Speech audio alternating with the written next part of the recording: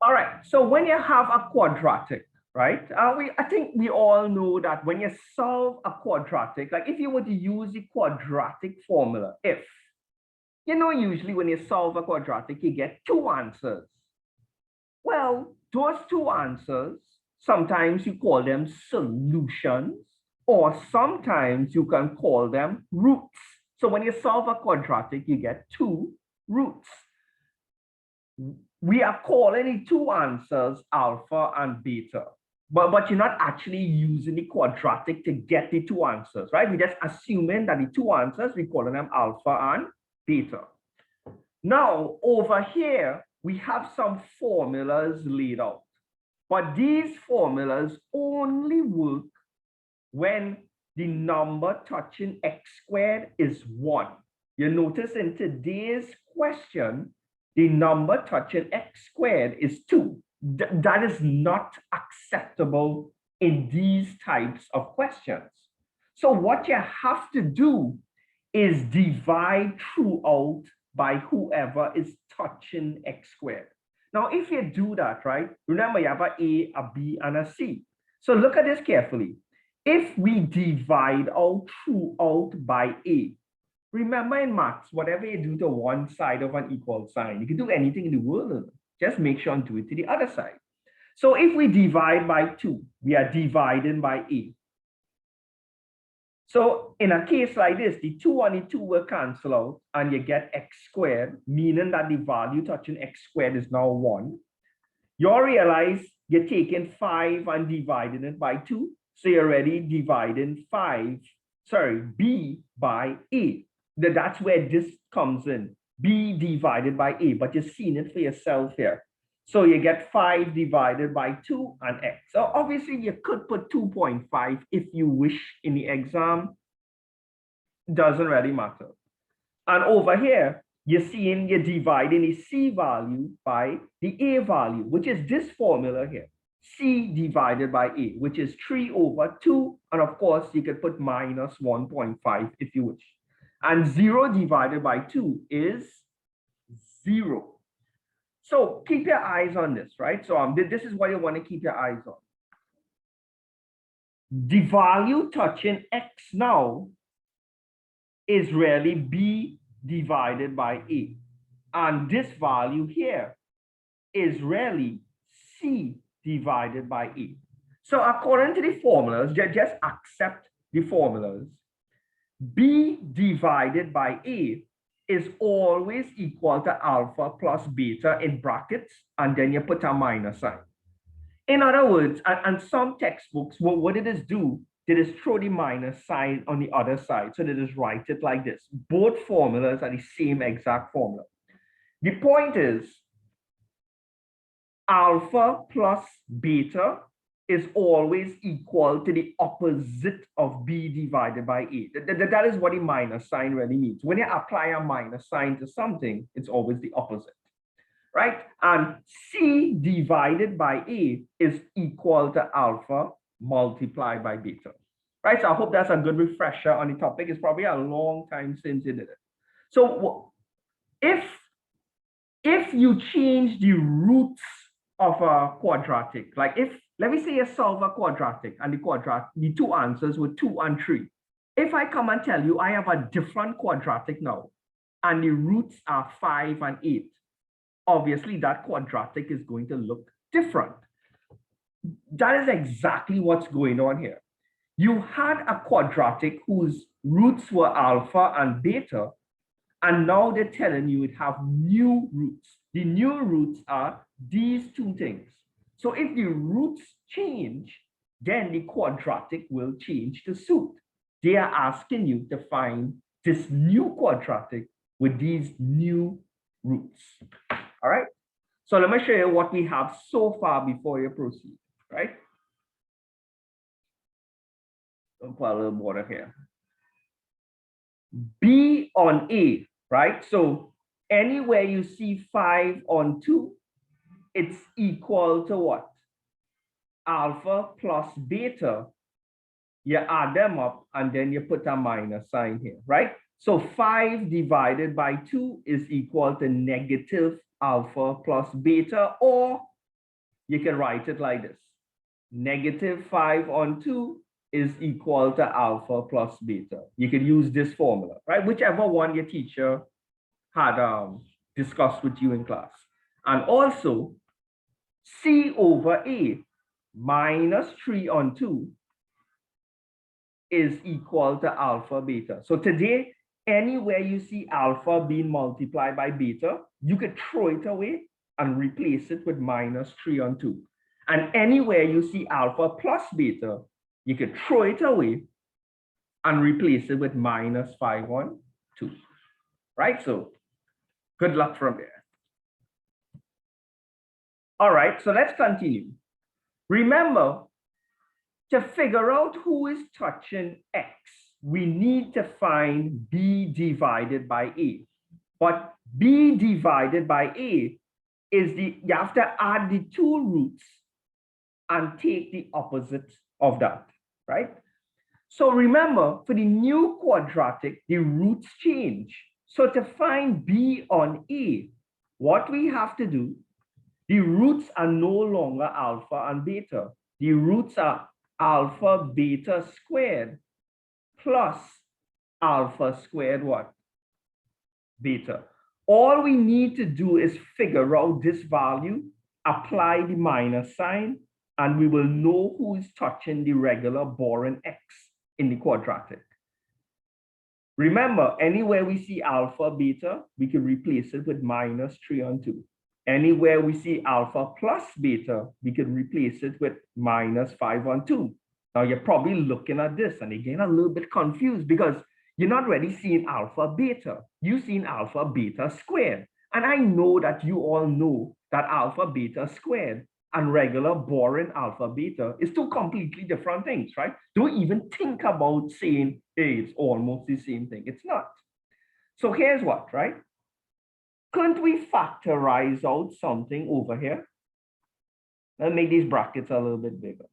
And both of them have an alpha and beta to spare.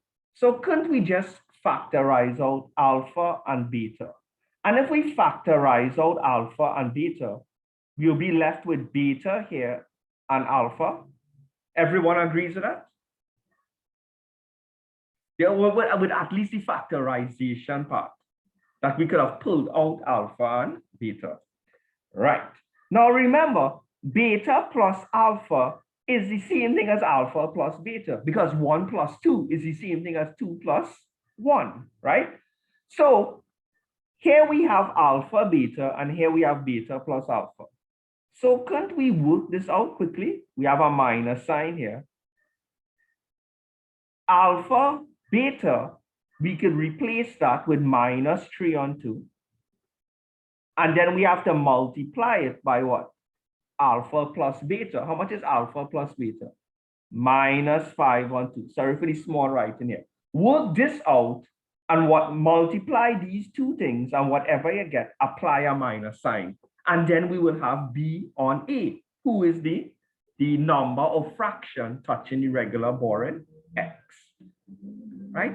I think you'll get a negative number, Amaya, because if you multiply a negative and then you have a next negative waiting on the outside, 3 negatives make what? A negative, okay?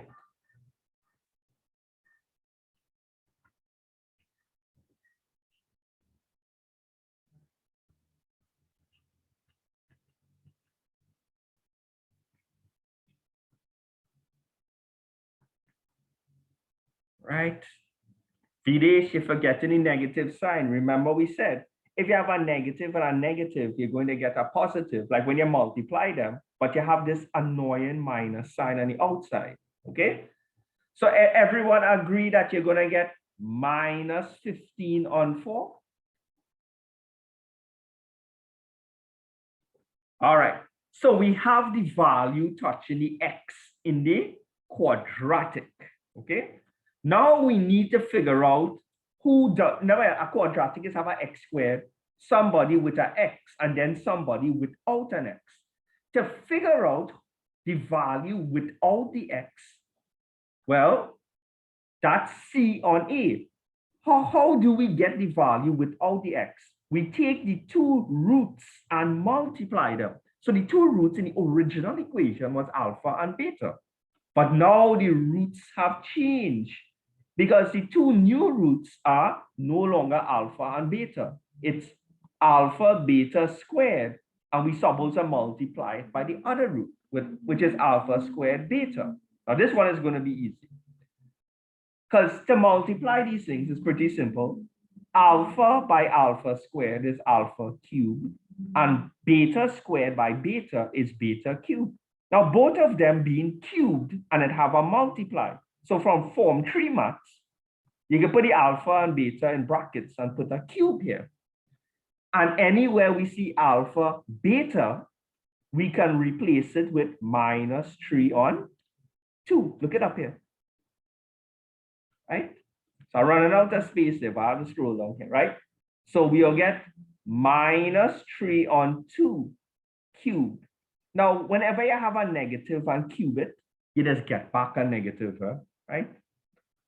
Minus 3 cubed is minus 27. 2 cubed is 8. I know somebody in class put 6 here by mistake, right? But 2 cubed is 8. So guess what? We know who doesn't have an x value now. Take down up to there, and I'll show you how to put everything together. Okay, so this is what we know about the quadratic now. X squared, and in these questions, it's always assumed that whoever is touching x squared is 1. So who is touching the regular boring x? Well, the person touching regular boring x is minus 15 on 4x. And who is the number without x? Minus 27 on 8. So this is the quadratic with that would give you these roots. But there's a problem here, right? Well, even though this is technically correct, the examiner doesn't like the answer stated like this. Well, what you just have to do, you just have to find the LCM of the denominators, which in this case is 8, and he just wants you to multiply out throughout by 8. It doesn't change the value of the quadratic. It's just that he doesn't usually want fractions in the answer. I don't know why. So you have to multiply every one here by 8. Right? So when you multiply every one there by 8, you'll get 8x squared minus 30x minus 27.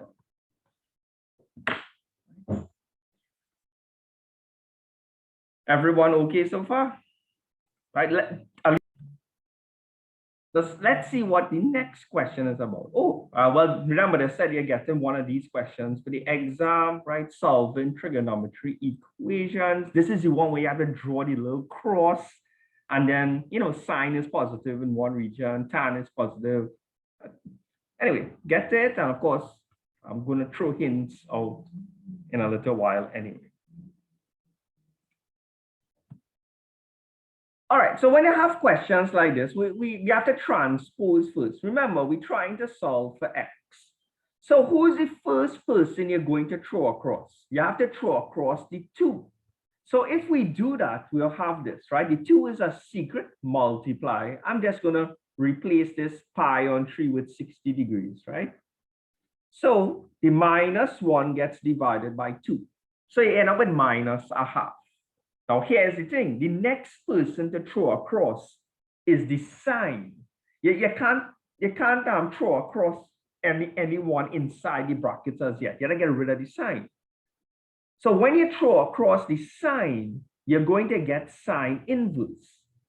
However, you notice it's a negative value weighted on the other side.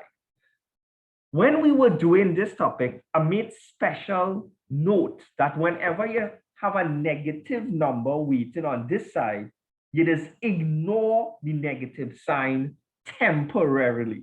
Or that's only a temporary measure. So this is what you have so far. When you throw across the sign, you're going to get sign inverse, but you're ignoring the negative sign. So you're finding sign inverse of positive a half. I just replace the half with 0.5. When you sine inverse 0.5, tell me what you get, right? How much do you get? Just press sine inverse 0.5, make sure your calculator on degrees mode, right? You're going to get 30 degrees. So we're going to get 30 degrees. Now this value is called your basic angle. But remember, it was really negative a half, but we were just ignoring the negative sign. So now it's time to bring back the negative sign. You can't ignore it forever. You have to, this is a sign question and it's negative. So you have to go and ask yourself on the diagram now, where is sign negative? In this region, everybody is positive. In this region, sign is positive. The S stands for sign. Sign is positive, but everybody else is negative. So cos will be negative, tan will be negative. In this region, tan is positive, which means everybody else is negative. So sine is negative and cos is negative. And in the fourth quadrant, only cosine is positive, which means sine is negative and tan is negative. So in most textbooks, it is called this quadrant 1, quadrant 2, quadrant 3, and quadrant 4. In which two quadrants is sine negative? You will always have two quadrants. Which two quadrants are sine negative? Right? It's not a trick question, right? It will be the third and fourth quadrant.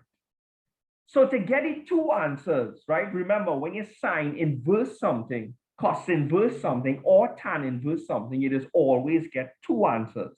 And at the point of sine inversing, tan inversing, or cosine inversing, you have to pause the question, get your two answers, and then proceed with the rest of the question. So you're paying attention to quadrant 3 and quadrant 4. What's the formula in quadrant 3? 180 and alpha is the basic angle. So you have to take 180 and add it to 30. And then in quadrant 4, the formula to use is 360 minus the basic angle, which is 30. So the two answers will be 210 and 330. So this is where we reach in the question. So we can unpause the question now. Because we remember we're trying to solve for x. So x plus 60 degrees is equal to 210 degrees. And x plus 60 at the same point in time is also equal to 330 degrees. And you all could finally solve for x here now. Solve for x. Tell me what you get for the first equation. Then solve for x again. Tell me what you get for the second equation.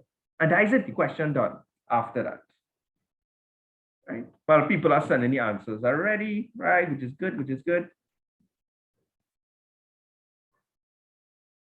And let's pause on it. I know some of you all need to have to take it down and then you might send the answer. So give you 1 minute. All right, so all the correct answers coming up now. You throw across positive 60, you get minus 60, you're going to get 150 degrees. Throw across positive 60, you get another minus 60. That's going to be 270 degrees. All right. Right. And they're saying if you want to convert it to radians, all you have to do is take the degrees, multiply by pi, and divide it by 180. Right. So if you want, you could replace the degrees with 150 here. And then after, replace it with 270 to convert both answers to radians. Okay, right. And if you're putting it as a decimal, my suggestion for radians, go to 3 decimal places. The only reason is radians real sensitive. So sometimes in a lot of questions, 2 decimal places might not cut it. You have to go to 3, to be honest. All right, so let's move on to the next question. All right. And sectors. Now they said they were getting a sectors question this year. So get started. I'll put down a few formulas in a few seconds. So what you want to do, well, this is an isosceles triangle, right? So if you split this in half, you can actually calculate this angle, and then we can multiply the whole angle by 2 to get the full angle.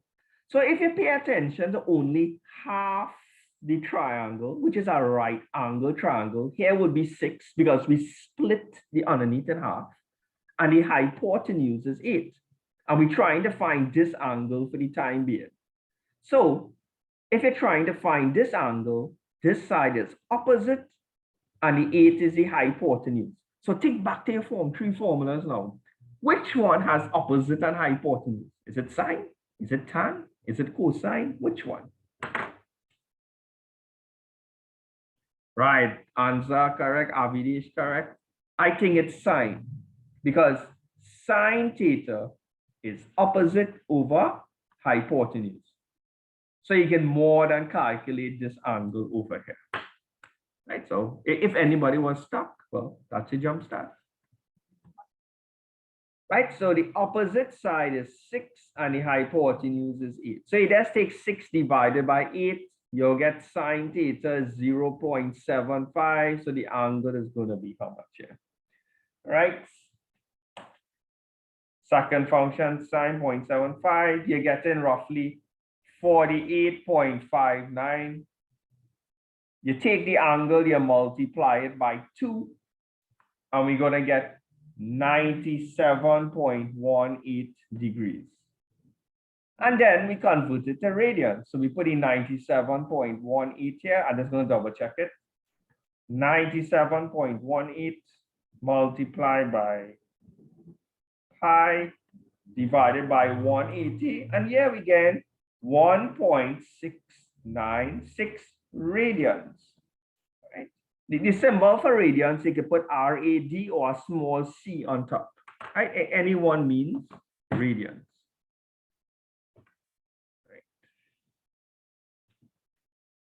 Right? And in case anybody can't recall how to find the curved part of a sector, the curved part is called the arc. The letter for arc is the letter S. All you have to do is take the radius and multiply by the angle, but the angle have to be in radians, which you already did. And the examiner was so nice to give it. Right? If I was the examiner, I wouldn't even tell you the answer to work towards. It would be solely up to you to work towards the answer. Right? So get the curve distance. Radius multiplied by the radians. And then the perimeter, right? Remember, the perimeter of the shaded region is the curved part plus the straight part. So don't forget to add back the 12.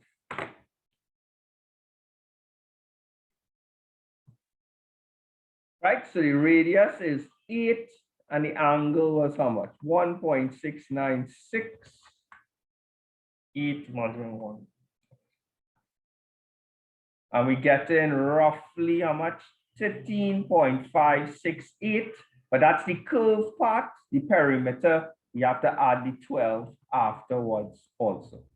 So we add the 12 and we get 25 point something, 25.568. Obviously, you could go to 2 decimal places now if you wish. All right, so find the area of the shaded region. To find the area of the shaded region, you'll have to find the area of the whole sector and then find the area of the triangle and minus them. Because if you minus those 2 shapes, you will end up with the shaded region only. All right, so let's work out the area of the sector. It's a half. The radius is 8, so it's 8 squared. I noticed some people forgot the squared. And the angle is 1.696. So let's see how much we get for the area of the sector, right? 0.5 multiplied by 8 squared multiplied by 1.696. Right, for the sector alone, we get in 54.272, right? I'm running out of space, but it's centimeters squared. I think a lot of people would agree with that, right? But that's not the end of the question. Now to find the area of the triangle.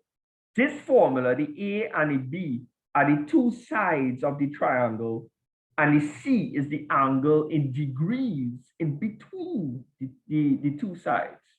So the two sides are 8 multiplied by 8, because if here is 8, here will be another 8, right? It's another radius. By sine, how much? 97.18 degrees. Remember, that was the total angle in degrees in between the two of them.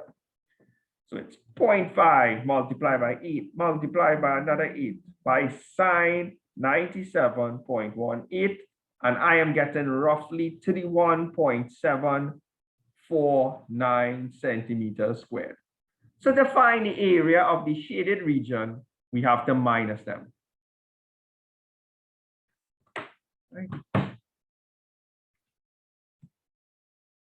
Right, so when we minus the two values, 54.272 minus 31.749, you minus them, the area of the shaded region is 22.523. Obviously, you can round it off to 2 decimal places if you wish. All right, so that's my final answer. Okay, so I'm going to scroll down to the next question so you all can get a look at it. So question 9. All right, I'll make it a little smaller here. This one falls under which, oh, this is polynomials, right? Polynomials and also coordinate geometry.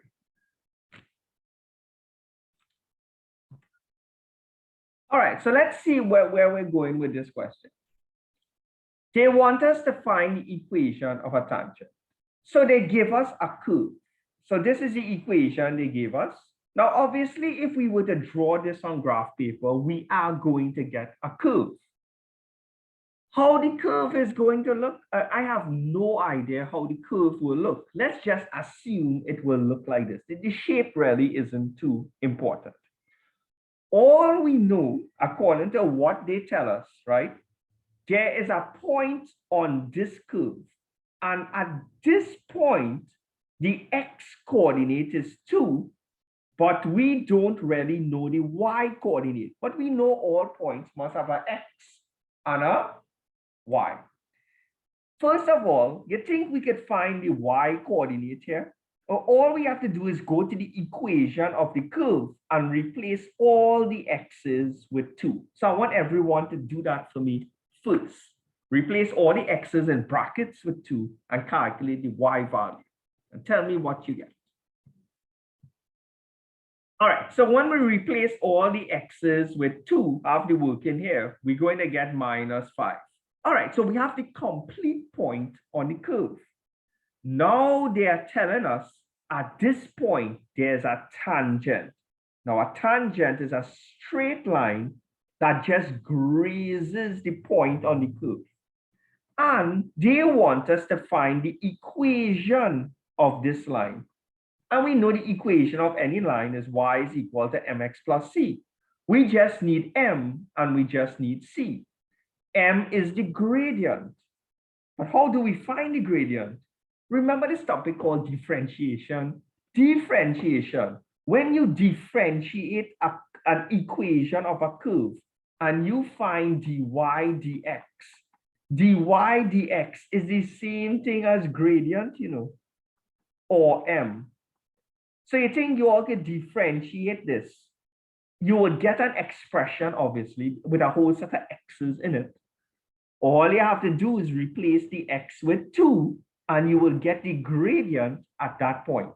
So to summarize that, differentiate this expression, and whatever you get, replace all the x's with 2, and you will have the gradient at that point on the curve, which also applies to the line. Right? So, well, Videsh, I see I have an answer there. I honestly don't know the answers yet, but I'll keep it in mind. But let's differentiate this. You throw the power in front and you minus 1 from the power. Throw the power in front again, minus 1 from the power. And when you differentiate x, you just get 1. So what we have to do now is go and replace all the x's with 2 because we want the gradient at that point. So let's see, 2 squared is 4, 4 by 3 is 12, 8 by 2 is 16 plus 1. Let me add up that on my calculator because for some strange reason I can't do that in my head. We are getting minus 3. So the gradient at this point on the line is minus 3. So this is what we know so far about the straight line. Y is equal to minus 3x plus c.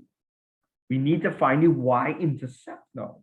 To find the y-intercept, and no problem, Angelo. To find the y-intercept, we just need a point on the line. Well, how lucky of us.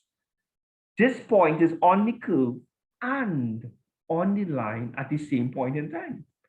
So go and replace the x with 2 and go and replace the y with minus 5 and solve for c. And that will be pretty much the end of the question. One. Let's see if that is correct. We're replacing the y with minus 5, the x with 2. Yeah, we're going to get 1, right? So minus 3 by 2 is minus 6 plus this. Throw across minus 6, you're going to get positive 6. So yeah, C is 1. So you have to write back your final answer, obviously, in one straight line. The final answer is going to be y is equal to minus 3x plus 1. This is the equation of your tangent. All right, so take a few seconds. Well, I guess I could scroll down because we're working on the right-hand side anyway. Right? Integration. Have fun with this, right? So whenever you integrate, right? So we integrated 9 plus sine 3x dx. So when you integrate a constant, well, you just have to put x. Now, when you integrate sine, you just get minus cosine. But if you have a number touching x, it is go underneath. So you might be tempted to write it like this, right? So it'd be minus cos 3x, and whoever is touching x goes underneath. I would prefer if you didn't write it like this, not because it's mathematically wrong, is that I think some of you all might try to cancel out this 3 and this 3. And of course, we had to put plus c, right? Because it doesn't have any limits. I would prefer if you write it like this, 9x minus this 3 here is really 1/3 cos 3x plus c. Right, so this is the official answer for part 1. Right, I would prefer if you write it like this, so it won't have any potential errors later on. Now they give you some limits, right? So in the next one, you're integrating between the pi and the pi on 9. Okay.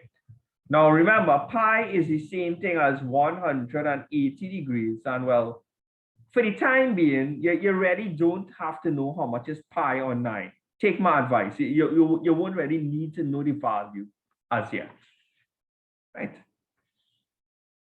Right. So we already integrated this piece. So when you integrate this, you put your square brackets. You have 9 plus, sorry, 9x minus 1/3. I keep writing sine, sorry. I know it's cosine. Cosine 3x, and the two limits are pi and how much? Pi on 9. Let me see how you handle it from there.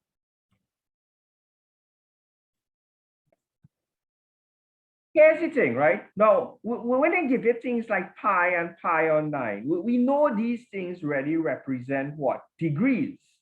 Now, when you're inserting it next, like you see how this is cos 3x? Remember, cos 3x, cos anything or sine anything or tan anything is made for degrees.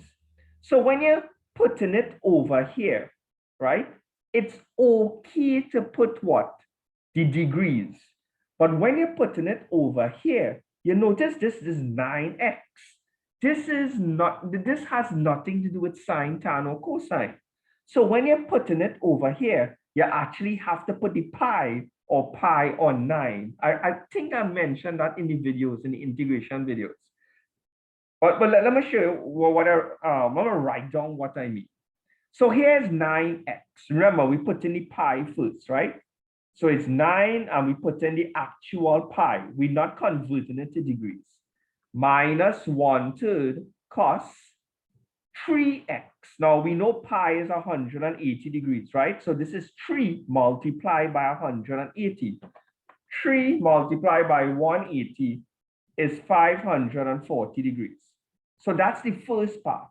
Now we have to minus the other part. 9 multiplied by pi. So this is 9, and over here is pi on 9. We don't convert it to degrees as yet. Minus 1/3 cos, and we have 3x here, right? So let's write it here. 3x. Now remember, if you put multiply by pi on 9 here, remember this and this will cancel out. So this is really pi on 3. And pi on 3 is really how much degrees? 60 degrees. I barely get it to fit there. Everyone understand how I got these 60 degrees here? Because when I put the pi on 9 here, the 3 and the 3 cancel, and I end up with pi on 3. But you're really supposed to put degrees here. So pi on 3 is ultimately 60 degrees. So here's 9 pi minus 1/3 multiplied by cos this is how much? Cos 540 is how much? Minus 1. Anybody get positive 1/3 here? Because cos 540 is minus 1. Minus by a minus is a positive. Over here, the 9 and the 9 will cancel out to leave you with pi. And well, see if you can get a third form for this. Cos 60 multiplied, that's how cos 60 is how much? Cos 60 is 0.5. So you're going to get minus 1/6 here, if I'm not mistaken. You confirm these answers, and I rushed it out on my end. Please let me know when you confirm if that is correct or if I have any mistakes. Simplify this. So let's simplify this. We have 9 pi plus 1/3. Everybody here gets multiplied by a minus sign. Right? I guess a few people forgot the positive here because a minus and a minus is a positive. So here we have 9 pi minus 1 pi. That is 8 pi. And 1/3 plus 1/6 is how much? And we can add 1/3 and 1/6. And you'll get a half there. And they told us our answer would have looked something like a pi plus b. Well, guess who's a? Isn't a 8 and b a half?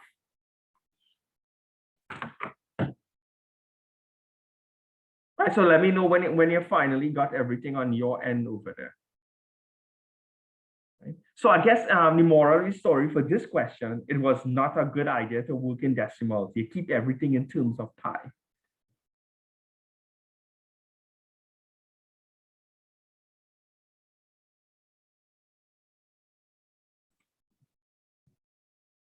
Remember, probability is how much you have divided by the total, right? So obviously, if on your first pull, it will be 5/8 if it's red. And the examiner, this examiner was real nice. He really helping you out and giving you some values here. Now remember, if you pull out one previously, then you're going to have less in the bag now. The total will be 7 after one pull. So if you pull a red first, and now it's time to pull a green, remember, it still have 3 green in the bag. So it will be 3/7. And the probability of pulling a green first is 3/8. But if you pull a green first, and then you go to pull a red, you still have 5 red, but only 7 in the bag because you previously pulled out a green. And then if you pull 1 green and then you go to pull a green, well, again, it's going to be 2/7 because you have 1 less green and you have 7 in the bag in total now. How much people, I see some people send the answers, they try their best to send it using the limitations of typing in Zoom. But how much of you all had these answers? The orange answers. Great. Okay, so if he needs to get 2 different colors, well, then it only have 2 things can happen, right? He could pull a red first and then a green, or a green first and then a red. So let's go with the first option. Pull a red first and then a green. Now, well, when you're moving horizontally or across the diagram, you just multiply the values.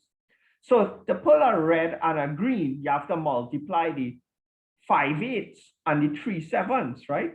So it will be 5/8 by 3/7. Now running out of space here, so I'll put an equal sign here. So you'll get 15 on, I don't know how much is 8 by 7, 56. All right. So the other way now of getting 2 different colors is to put a green first and then a red. So to do that, you multiply the 3/8 and the 5/7. So it's 3/8 and 5/7, which will give us how much? 15 on how much? What, 56? And now to get the total probabilities, you add them.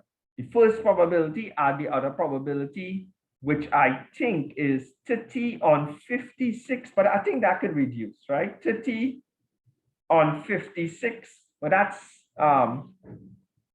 15 over 28. So that's the probability of getting 2 different colors. All right, so that's the last question we're doing today, right? So if you all have any exams between now and Thursday, good luck. I know you all have a lot of studying to do, right? Try not to stress out yourself. It's just an exam. Take care, guys, and I'll see you all very soon.